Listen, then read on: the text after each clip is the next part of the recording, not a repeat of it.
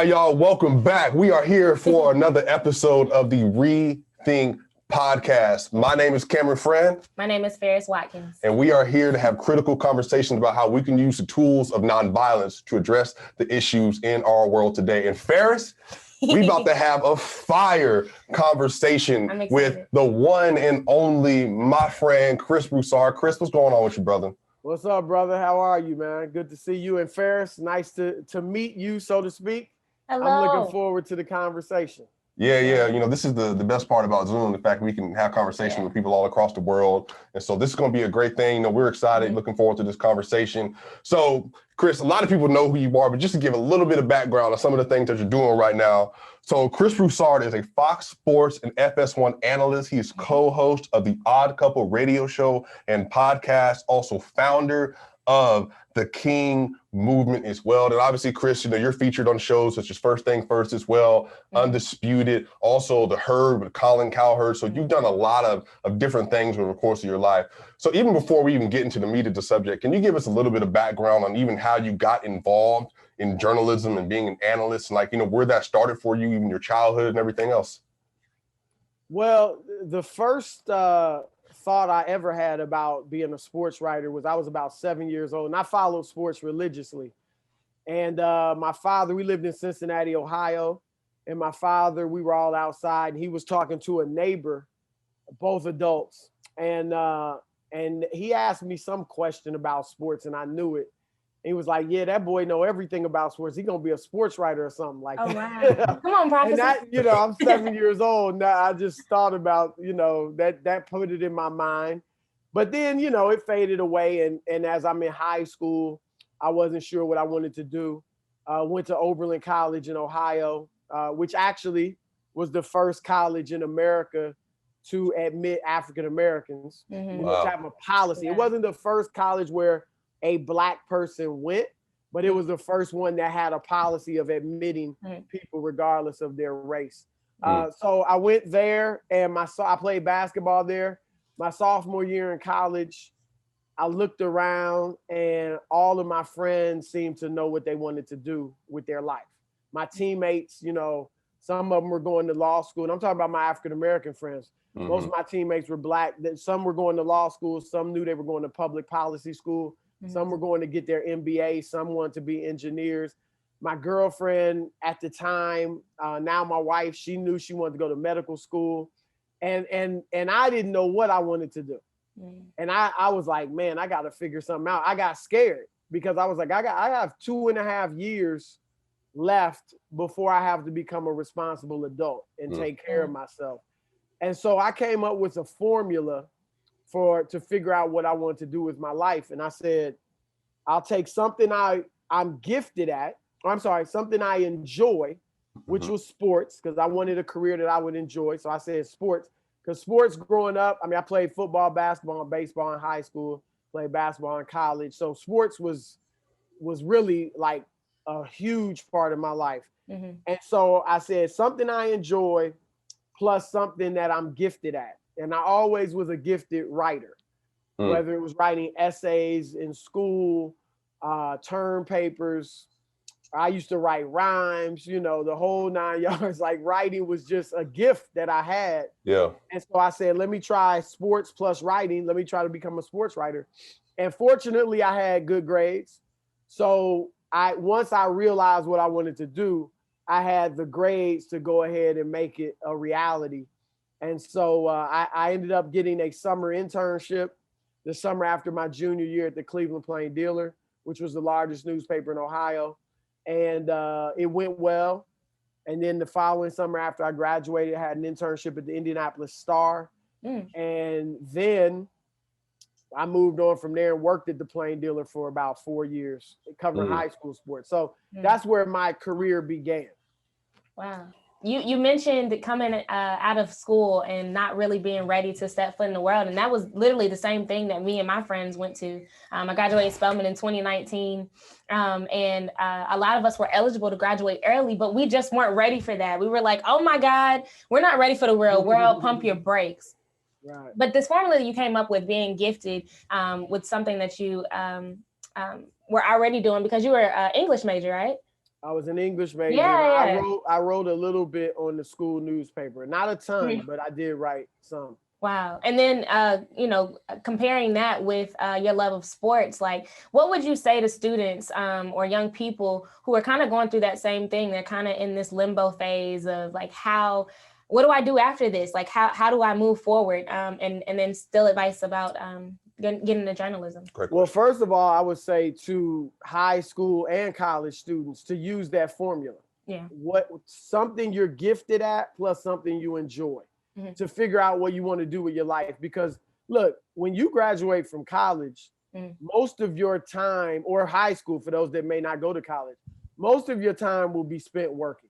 Yeah, you will. I mean, really, you work more than you do anything else other than perhaps, well, not even sleep. So, especially if you have a quote unquote career job, because those are a lot longer than 40 hours a week. You know, a lot of those jobs you bring home, you still work. My wife's a doctor. She's working at home a lot. We have our friends that work on Wall Street. Young people that they come out of college, they get jobs on Wall Street, and they're working 90 to 120 hour weeks. Yeah. So if you don't have a job you enjoy, then that's a lot of time spent being miserable. That's true. So that's a goal, is to find a job or career that you enjoy. I think most people don't have a job that they enjoy, you know. Now, even if that's the case, you still got to get a job.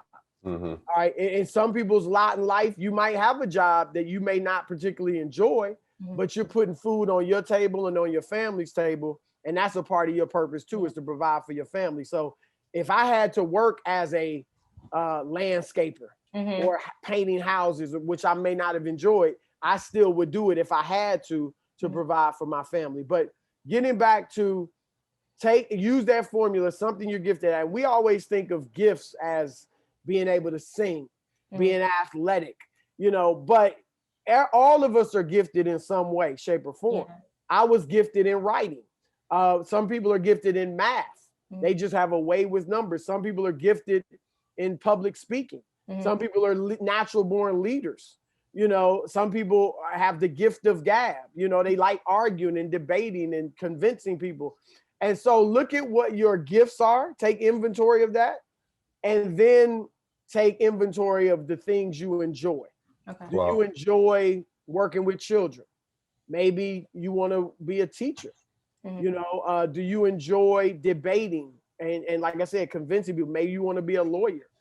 Do you enjoy helping other people, social work or something like that? Cards. You enjoy cooking. You could go to culinary school. Like, I would challenge the young people to say, what am I gifted at, and what do I enjoy? And think about it. Write it down. Think about it. Look at it, and then think of real life ways you can make a living doing that. You may enjoy. I mean, obviously, a lot of people enjoy sneakers.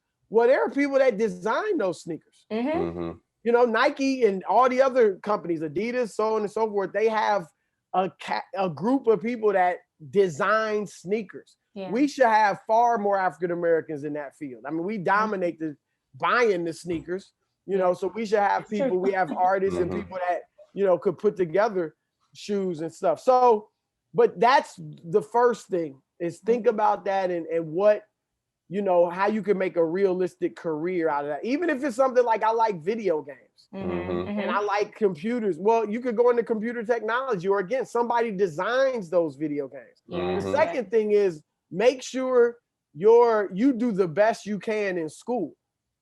Because like I said, when I realized what I wanted to do, I was in a position to capitalize on my dream because I had good grades. I had above a 3.0 GPA or 3.0 GPA in college. So when I went to my first interview for that internship at the Cleveland Plain Dealer, I had hardly any experience in journalism. Oberlin was a liberal arts college, so I majored in English. I didn't write that much on the school newspaper, like I said. So I hit it off with the person interviewing me. I was very active at college on various committees in addition to playing sports. So I developed my leadership skills in various other ways. That's always important. A person with a 3.0 GPA, but who's very active on campus and showing that they're a leader, that they can get along and work with other people, is more attractive than a person with a 4.0 who does nothing but study, you know, because that shows us you can work with other people. And but if I did not have good grades, then if I had a C average or a C minus or a D average, even if they would have looked at my resume or my grades and said, nah, we're not even going to consider him, especially not having much experience.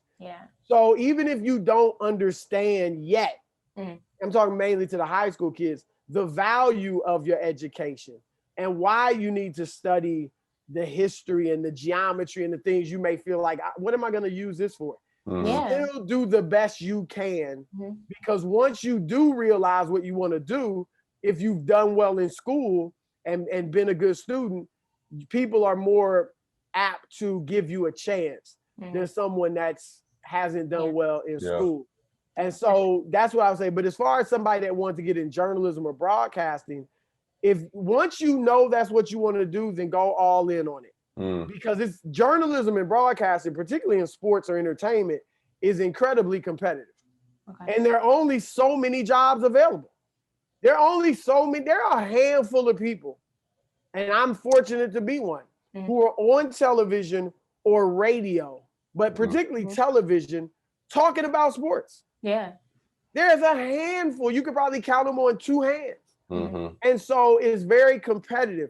So if you know that's what you want to do, then get working toward that as soon as you can. And now there are all types of opportunities. You can get your own YouTube channel. You can start your own blog. You can start your own website. You can film yourself in front of the camera and practice. Practice commentating on the games, you know. So when I came out of school, if you wanted to work in journalism and you didn't get a job at a newspaper or a magazine or a radio or television station, you were in trouble. You were out of luck. You weren't going to be able to get into the field. And now there are other ways to get into the field through all the social media paths that I just mentioned. And if you become, first of all, you may be able to make money doing that just through social media. But secondly, if you get big enough, you may be able to parlay that into a career with the mainstream media outlet.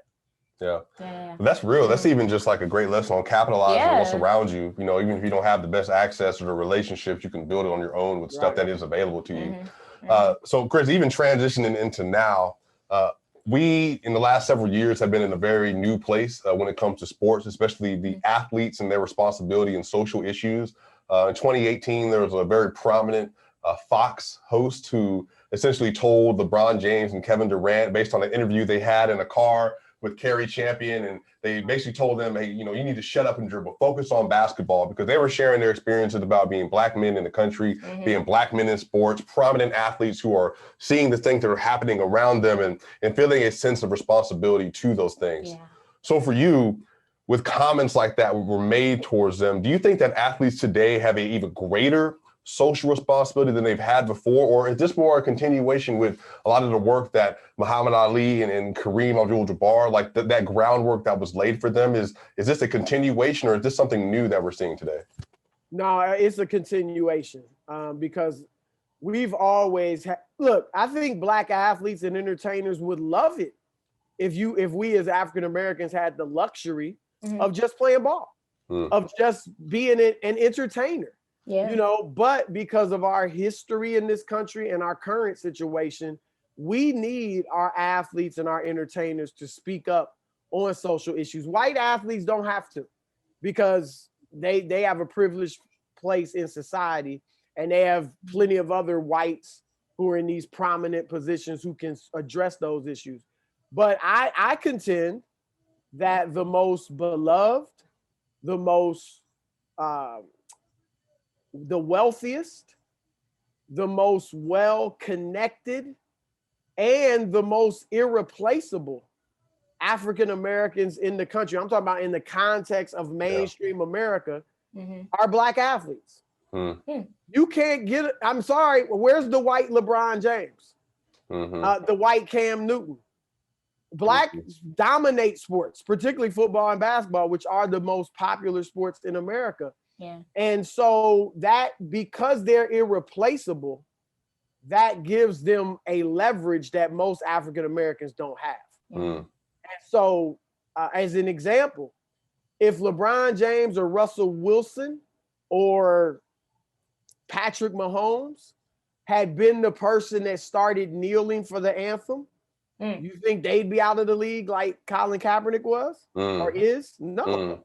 They'd be very much in the league. It might have become a fad or a trend, who knows, among the whole league, because they're irreplaceable. I thought Colin Kaepernick actually showed more bravery than even on the we gave him credit for, because he was a second stringer at that time. He was no longer a star.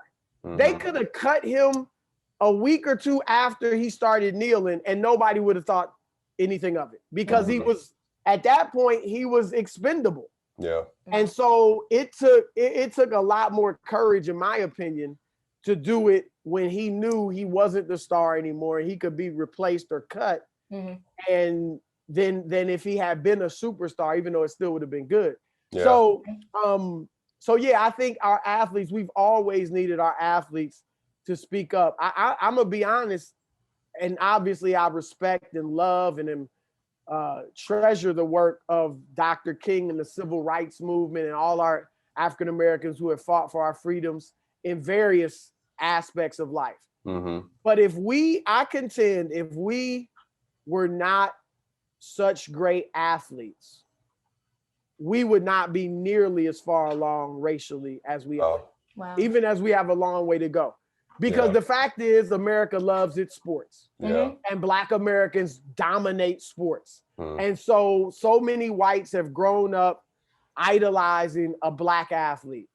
And sometimes, a lot of times, that doesn't necessarily change their racist views toward all Black people, but it has, our dominance of sports has to some degree endeared us to mainstream white America. And so it shouldn't be the case. Obviously, we should be respected just as human beings created in God's image. But the fact is, because America loves sports so much, and because we are so great at sports as a whole, that has enabled us to move even further along racially than we would otherwise. And I would say, to a slightly lesser degree, also entertainment. Comedians, acting, and things like that. Musicians, obviously. So I believe it's a continuation. We've always needed our athletes to speak up. Now, and it's been a roller coaster, right? In the 60s, you mentioned Muhammad Ali, Bill Russell, Jim Brown, so on and so, Kareem Abdul-Jabbar, Lou Alcindor at that time, and others speaking out. Oscar Robertson, who brought about free agency in the NBA. Kurt Flood, who started free agency for all athletes. Like, they didn't just do great things for African Americans, although that was key. They also did them for all athletes because they stood up. But so you had that activism. And then in late 70s, 80s, 90s, early 2000s, it was kind of quiet. Michael Jordan, Jerry Rice, Lawrence Taylor. The Black athletes weren't really speaking out nearly as much. Mike Tyson.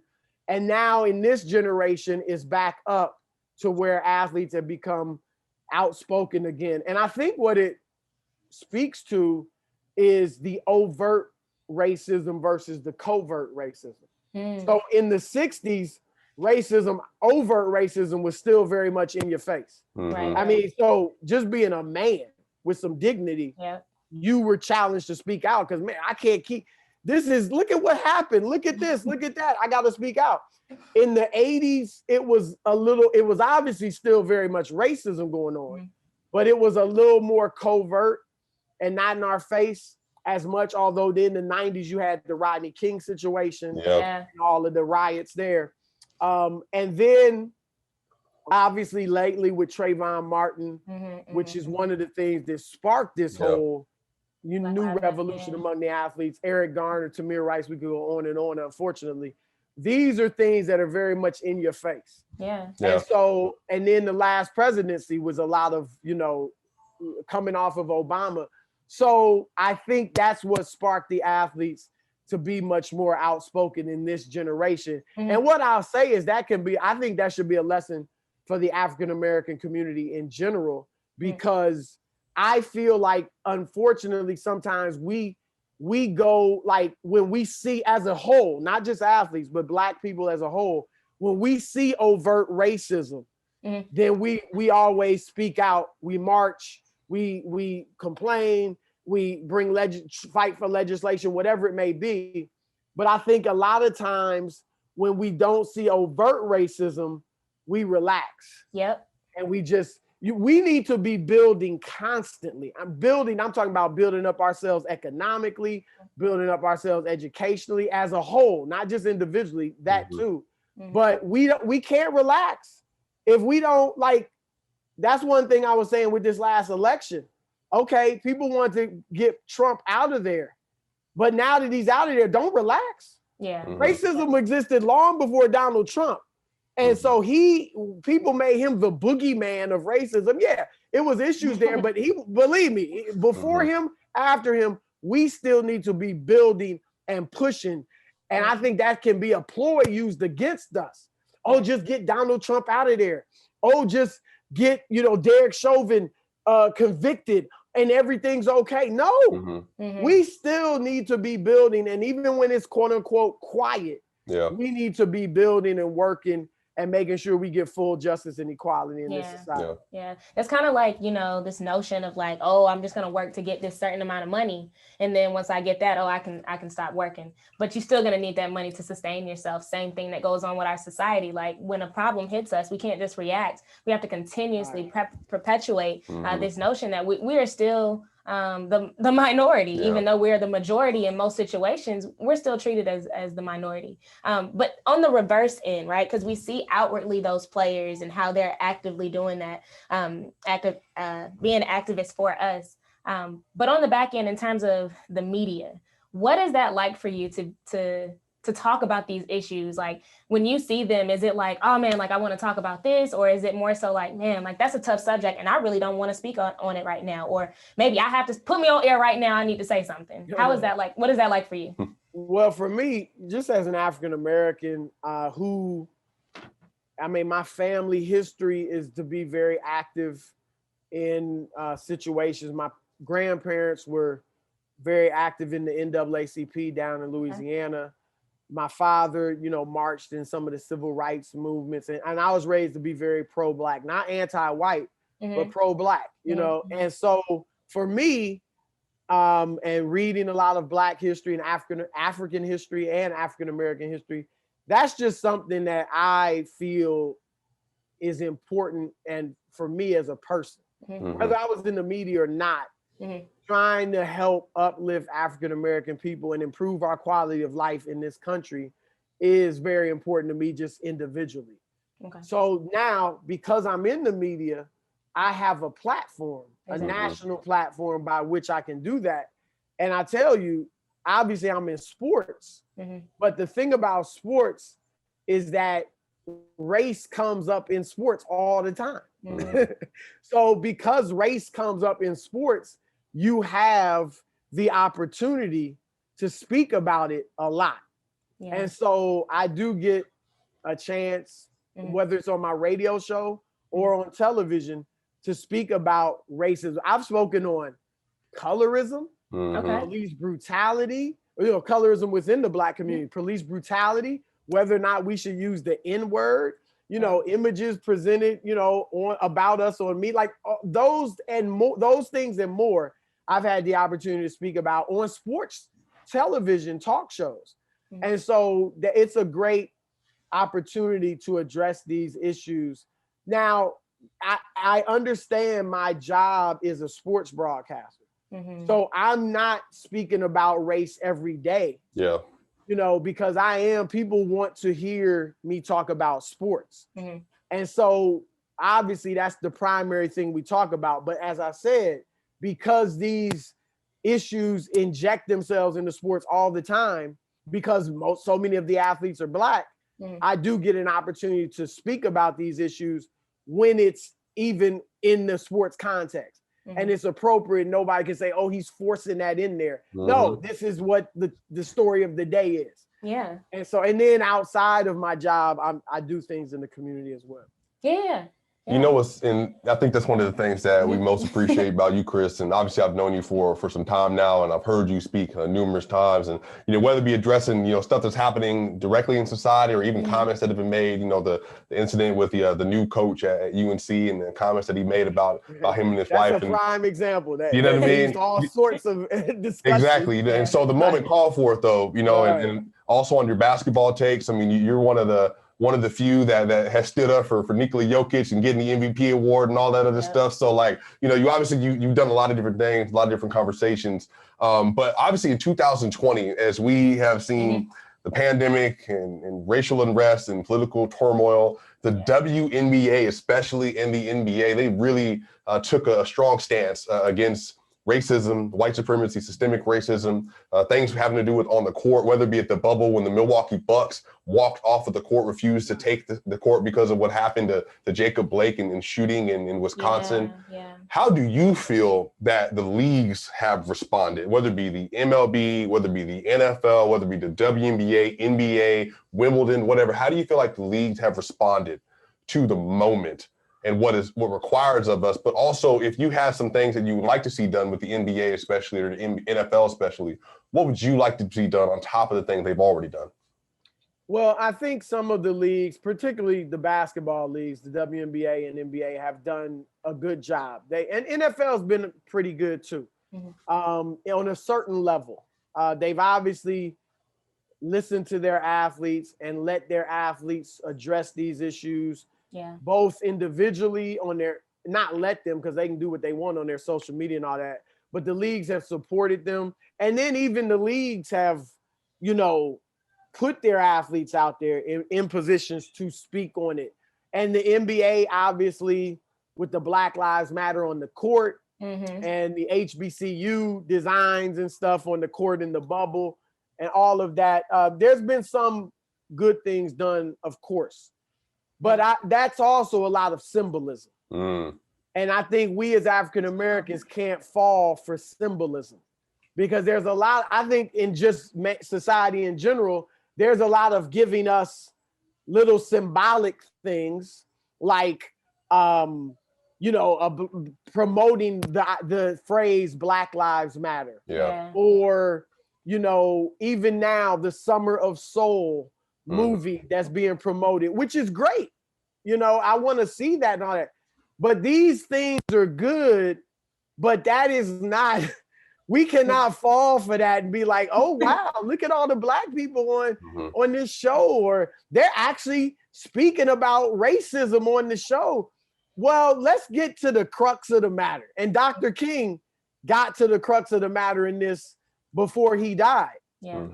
White Americans, or white people in this country, they got tangible financial rewards and benefits from racism. Wow.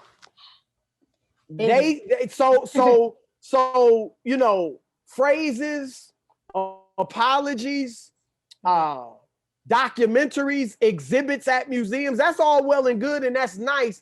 That's not going to make up for the racism that we've suffered in this country. That's real. You got tangible financial benefits that still have you light years ahead of where we are. And many of our people are still suffering financially.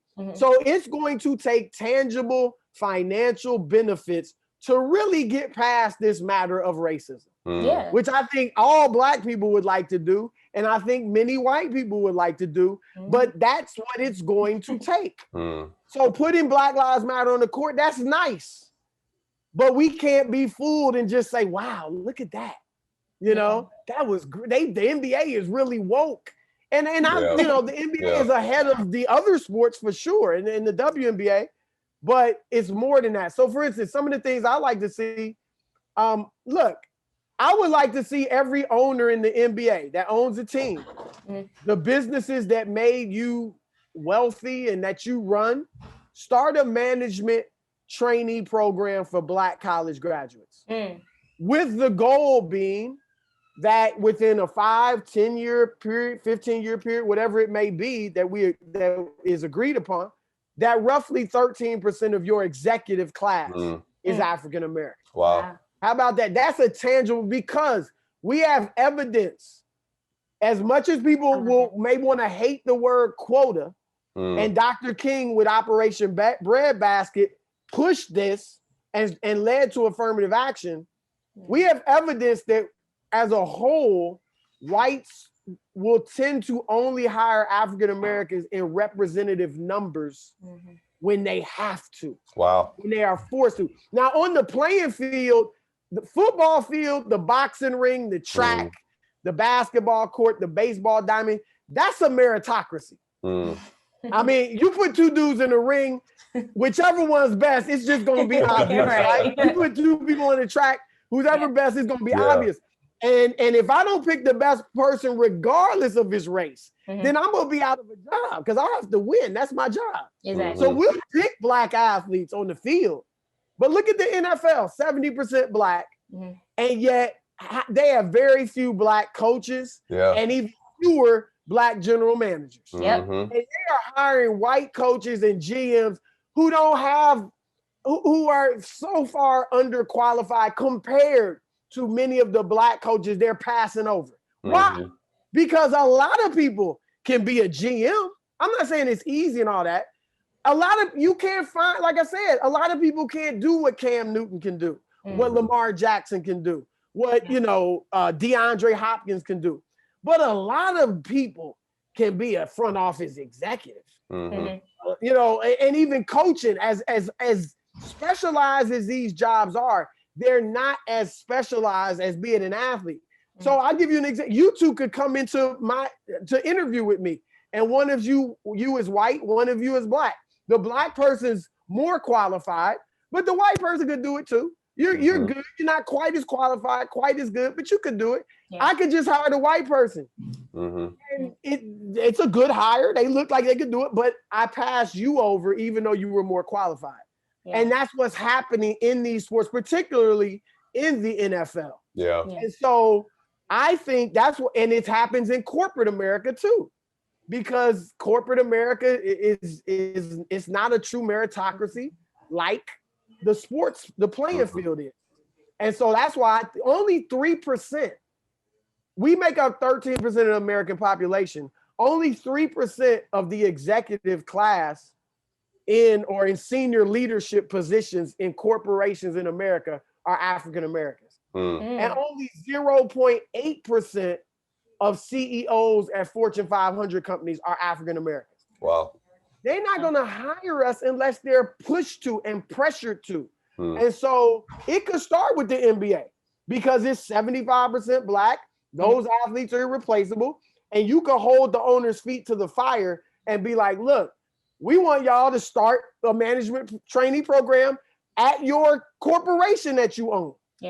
And in 10 years, we want 13% of the management class to be African American or close. And so those are that's one thing. I would also like to see our athletes link up more with economists, educators, and lawyers to talk about what are some real tangible ways they can benefit. They can use not only their wealth, not even primarily their wealth, but their connections.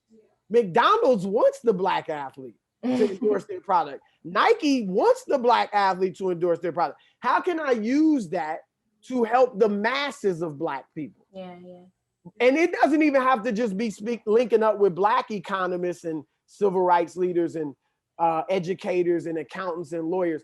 I mean, yes, primarily, but also white economists who know this is what really needs to be done to help the black community. I think it's good that LeBron James and Jalen Rose and other athletes are starting schools. That's a great example. I would like to see many athletes, and LeBron used his leverage where it didn't all come out of his pocket. He used his connections and all these corporations in the city of Akron that wants to be connected to LeBron James.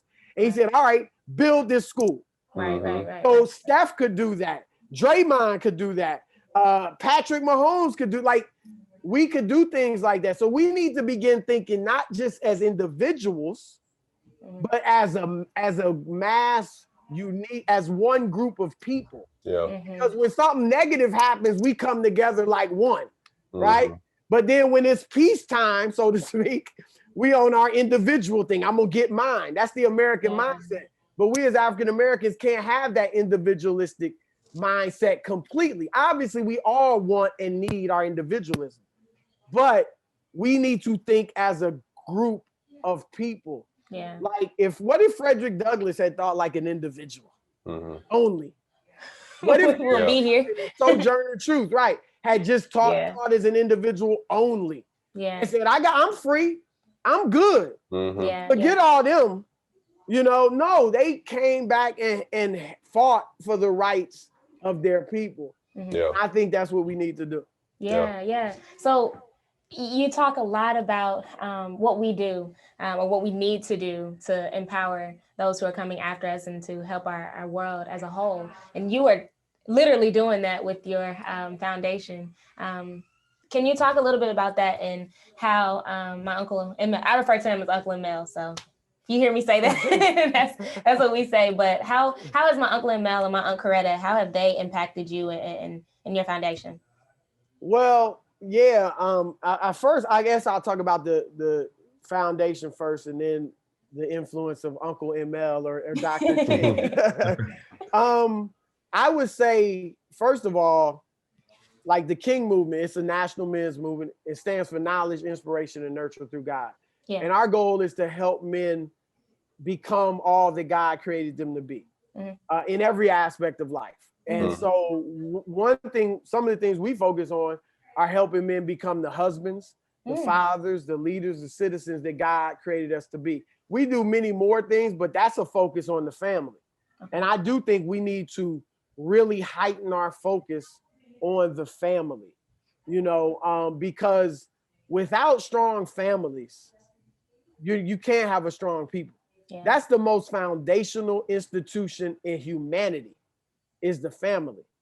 And so we can't, like, when we fight for our rights and equality and justice, we also have to simultaneously be building up our families. Yeah. And I'm talking about the nuclear family. And I know there's this notion that the nuclear family isn't Black and it's westernized and all this. Well, if you believe the Bible, the nuclear family was Adam and Eve. And that's what God created. And that was in Africa. Genesis even talks about it being located in, the land that encompasses Ethiopia and the Nile, the Blue and Nile River right there. Egypt was a great, tremendous African civilization built on the nuclear family. So don't believe the hype, even if it's coming from Black people, that the nuclear family is not Black. Okay, so just in biology, it took me and my wife to create our children. And so it's going to take me and my wife to raise our children to the optimum. And so, not that other forms of family shouldn't be supported, but we do have to focus on family. And so that's one thing we do with the King movement. We're trying to build up strong Black families and strong Black fathers to be strong Black leaders in our communities and our families. So that's one thing we do. But as far as Dr. King, one of the things that sticks out to me most about him was his courage. And I think a lot of times people try to put him and Malcolm X on opposite sides, right, of the spectrum, and say Martin did it this way, Malcolm did it this way. And people tend to look at Malcolm as the stronger one, because Dr. King was nonviolent and preached nonviolence, and Malcolm preached self-defense. And I respect and love and honor both of them. But when you really look at it, I mean, Dr. King is the one that went into the halls of power, and he spoke truth to power. Yeah. And that a lot of times takes more courage than to stand on the sidelines and rail against what is wrong and speak out against what's wrong, but you're not really encountering the system. You're talking about it on the outside, and you may be correct, and Malcolm was correct about a lot of it, but he never really engaged it. Dr. King actually went into the system where he knew at times he was hated and spoke the truth. He spoke the truth to Lyndon Johnson. Do this for Black people or else. That's courage. And that's tough. And so his courage, his sacrifice, obviously he sacrificed his life, for African-American people. So that is a lesson right there to not just, he could have easily just said, I'm just going to be a middle-class Black preacher and had a nice little career in ministry, but he sacrificed his individual comforts as Moses did in Egypt, right? And he went and tried to help his people get free. And so those are a couple things. And then finally, like I said, people always want to quote the I Have a Dream speech, and particularly white people, and let's judge people by the content of their character, and all of that was true and that was good. But after that, you'll notice Dr. King focused a lot on economics. And he even said, we're going to Washington and we want them to cut the check. You know what I'm saying? Like, so he saw that you can't just, you have to meet the economic needs of African-American people. And that's all over. Even America understood that when they initially promised us 40 acres and a mule. They understood you can't just, you're free. Okay, now what? We don't have land, we don't have homes, we don't have, money. So now then that's why African Americans had to essentially go right back into sharecropping, many of us, and that we have never been given anything like that. That's what I'm talking about, the tangible financial benefits. And so Dr. King pushed that, and that's when a lot of people really turned against him, including some African Americans. And so just those are some of the things I've learned from him. Those are some of the things that impact the King movement.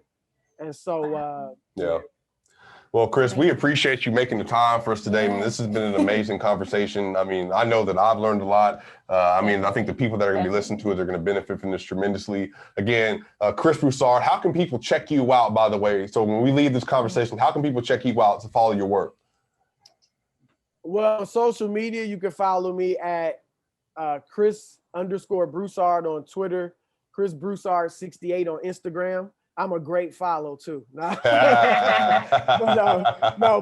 if you're interested in having me speak, I speak at churches and schools and corporations throughout the country.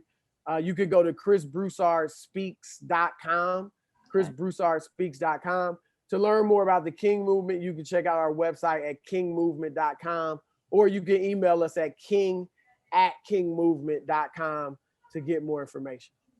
For sure. Well, wonderful. You all, this is a great episode. Thank wonderful conversation. Much. Hey, ReThink Podcast. We'll be back soon. We'll see y'all later.